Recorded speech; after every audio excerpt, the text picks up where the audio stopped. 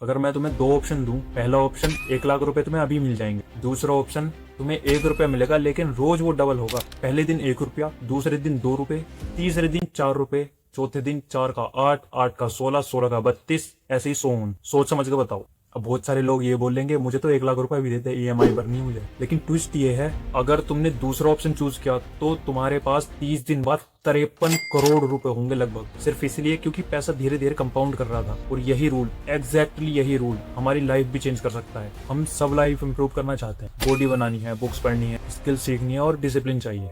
Day 1 पे क्या होता है, हम फुल मोटिवेट होते हैं और ये सोचते हैं भाई सब कुछ कर लेंगे, जिम भी आज चले जाएंगे, बुक भी सारी पढ़ लेंगे। होता क्या है, धीरे धीरे तुम बहाना बनाना स्टार्ट कर लेते हो। आज भाई के साथ घूमने जाना है यार, कल से कर लेंगे, क्या हो गया। और तुम फिर घूम फिर कर वहीं आ जाओगे जहाँ थे। ऐसा होता क्यों है? क्योंकि हमारा फोकस होता है रिजल्ट पे, ना कि एफर्ट पे। हम सबको एक दिन में पूरी लाइफ बदलनी है। लाइफ बदलती है 1% बेटर बनने से, हर रोज। नबी तो भाई 1% बेटर बनने का क्या मतलब है? इसका मतलब है अगर तुम बुक रीडिंग शुरू कर रहे हो, पहले दिन सिर्फ 2 पेज पढ़ो, बस 2।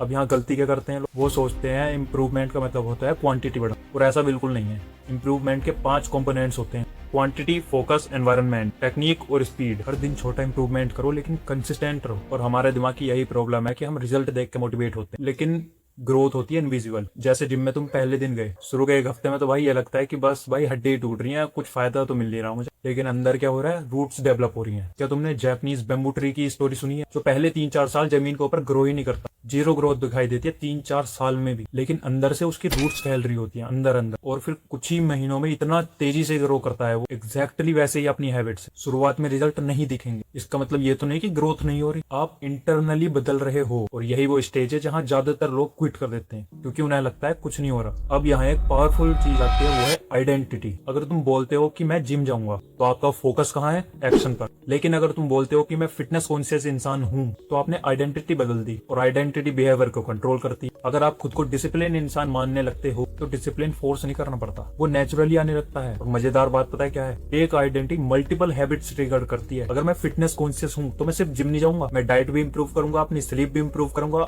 और अपनी मेंटल हेल्थ भी ठीक करूंगा। और अब लास्ट चीज, आपके आसपास के लोग। अगर आपके आसपास के लोग सक्सेसफुल हैं, तो आपके सक्सेसफुल होने के चांसेस भी बहुत ज्यादा बढ़ जाएंगे। क्यों? क्योंकि हैबिट्स कंटेजियस होती हैं। आप जिन 5 लोगों के साथ सबसे ज्यादा टाइम स्पेंड करते हो, धीरे धीरे आप उन्हीं जैसे बन जाओगे। और अगर आपके आसपास के लोग ऐसे हैं जिनकी प्रायोरिटी एंटरटेनमेंट है सिर्फ, तो ग्रोथ मुश्किल है भाई। लेकिन अगर आपके आसपास के लोग ऐसे हैं जो सेल्फ इंप्रूवमेंट पर काम कर रहे हैं, तो आपका ग्राफ ऑटोमेटिकली ऊपर जाएगा। और अगर तुम्हारे दोस्त नहीं है तो कॉन्ग्रेचुलेशन, तुम बहुत आगे जाओगे। सच में, ट्रस्ट मी भाई।